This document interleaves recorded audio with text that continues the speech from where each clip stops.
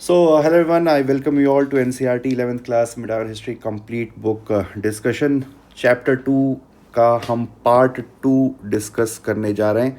पिछले लेक्चर में जो ये टॉपिक है बेसिकली हम northern India age of three empires के बारे में डिस्कस करें. पिछले लेक्चर में हमने पालास के बारे में डिस्कस किया था कि पालास उनके फाउंडिंग रूलर्स, इंपॉर्टेंट रूलर्स कौन हैं, फिर डिक्लाइन क्यों हुआ, पालास की लेगेसी क्या है, क्या क्या उनका कंट्रीब्यूशन है इंडिया के लिटरेरी ट्रेडिशन में, इंडिया के पेंटिंग ट्रेडिशन में, स्कल्पचर ट्रेडिशन में, एजुकेशनल सिस्टम में और फिलोसफिकल सिस्टम में पालास का क्या कंट्रीब्यूशन था. तो all these things we discussed in the previous lecture. In this lecture will be moving forward to our next dynasty, that is Gurjara Pratihara dynasty. ठीक है. तो गुर्जर प्रतिहाराज का जो रूल है वो 750 से 1100 एडी के टाइम पर है. ये वाला जो रूल एरिया है, राजस्थान, गुजरात, हरियाणा, वेस्टर्न उत्तर प्रदेश, ये जो एरिया है that was under the control of Gurjara Pratihara rulers. अगर हम प्रतिहार की बात करें तो प्रतिहार का मतलब होता है डोर कीपर. ऐसा माना जाता है कि जो लक्ष्मण हैं, जो श्री राम के भाई थे,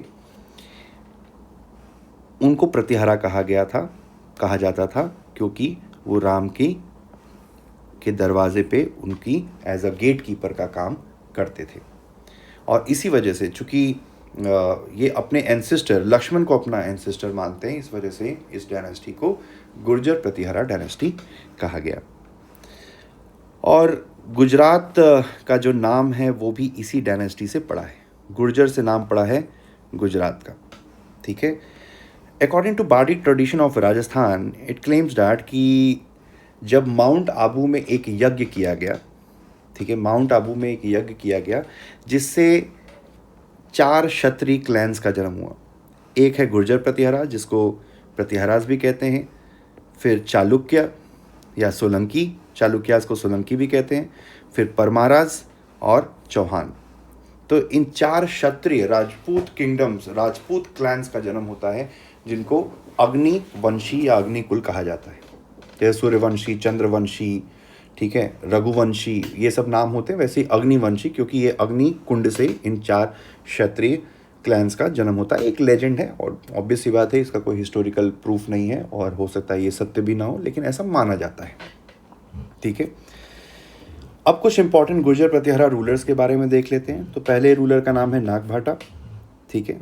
730 टू 760 एडी. तो he was the founder of Gurjara Pratihara dynasty और he was very instrumental in preventing Arab invasion on India. ठीक है, अरब इन्वेजन ऑन इंडिया. तो अगर आप देखो कि अरब का इन्वेजन, सबसे पहला अरब जो इन्वेडर था मोहम्मद बिन कासिम, उसने अराउंड 712 में इंडिया पे सिंध पे अटैक किया. और अगले इम्पॉर्टेंट इन्वेडर का नाम है महमूद ऑफ गजनी, जिसने 1000 एडी पर इंडिया पे अटैक करने शुरू हुए.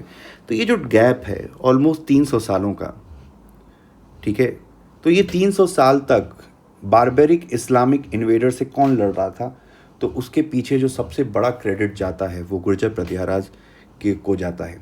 इन्होंने बारबेरिक इस्लामिक इन्वेडर्स को सिर्फ देश में घुसने से रोका ही नहीं, उनको बार बार हराया भी और देश को उनके कुशासन से, एक तरीके से मिस गवर्नेंस या टिरनी से देश को they protected the country against the tyranny of these barbaric Islamic invaders.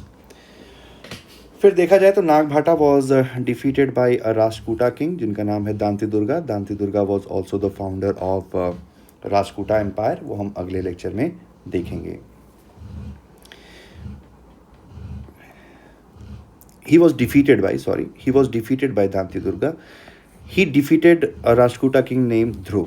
ठीक है. तो ये कुछ इंपॉर्टेंट फैक्ट्स हैं, वो याद रख सकते हैं. अगला इंपॉर्टेंट रूलर का नाम है वत्सराज. 780 टू 800 एडी तक he ruled almost for 20 years. और इन्हीं के टाइम पर tripartite struggle between Pratihara, Palas and Rashtrakuta started. Tripartite struggle का मतलब है कि एक तरफ पालाज हो गए, एक तरफ गुर्जर प्रतिहाराज हो गए, एक तरफ राष्ट्रकूटाज हो गए. इनके बीच में एक ट्रायंगुलर लड़ाई शुरू होती है, ट्राइपर्टाइट स्ट्रगल. और किसके लिए लड़ाई होती है? कन्नौज के ऊपर who will rule over Kannauj? Kannauj is located in Uttar Pradesh. Kannauj के शासन पर, कन्नौज की गद्दी पर बैठने के लिए इन 3 माइटी एम्पायर्स के बीच में लड़ाई शुरू होती है, जो कई सैकड़ों साल चलती है, और इसका कोई भी डिसाइसिव, ठीक है, अल्टीमेट क्या बोलते हैं, विक्टर कोई नहीं बन पाएगा। No power was able to establish its full dominance over Kannauj. ठीक है, कभी कोई राजा जीतता था, कभी कोई राजा जीतता था, और कन्नौज कभी भी किसी के हाथ में परमानेंटली नहीं रह पाया। ठीक है, और काने कुब्जा, कन्नौज का जो पुराना नाम है वो काने कुब्जा है, ये ध्यान रखेंगे। और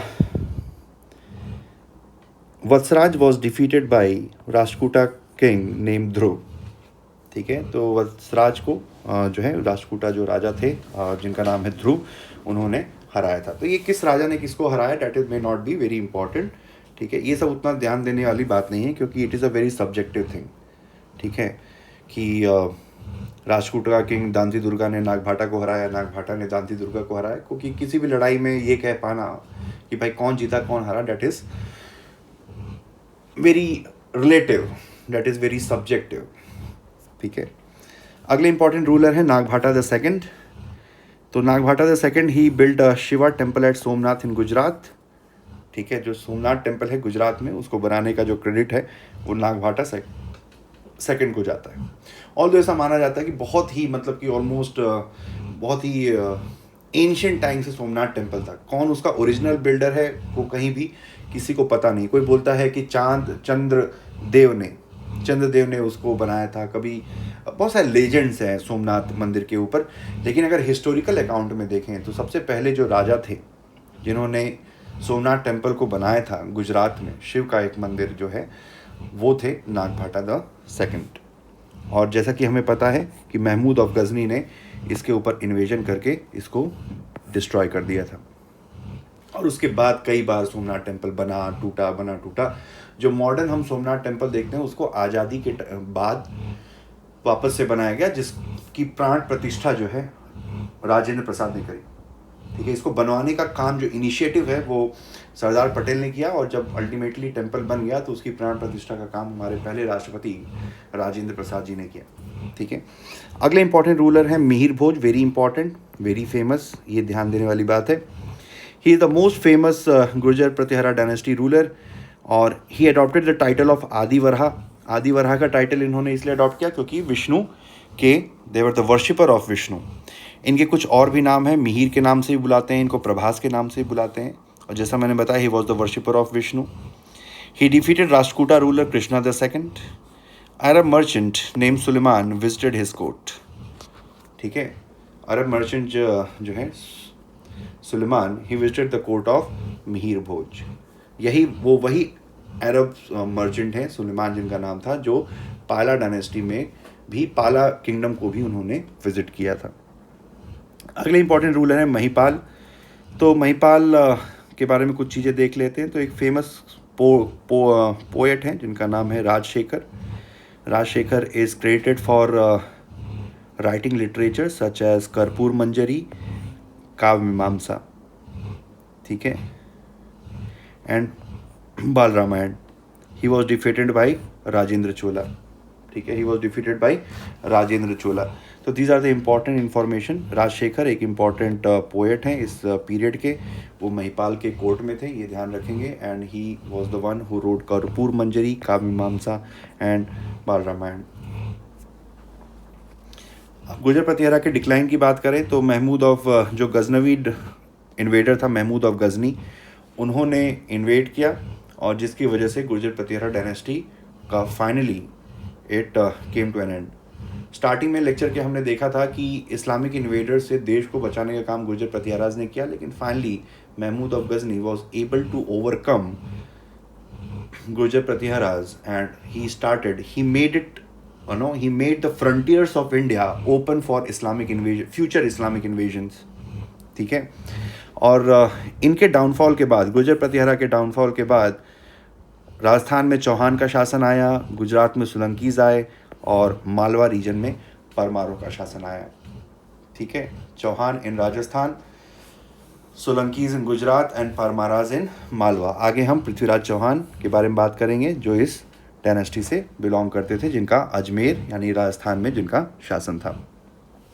ठीक है, तो ये था गुर्जर प्रतिहारास के बारे में। अगला लेक्चर जो है राष्ट्रकूटाज के बारे में हम डिस्कस करेंगे। तो thanks for watching, have a nice day, all the best.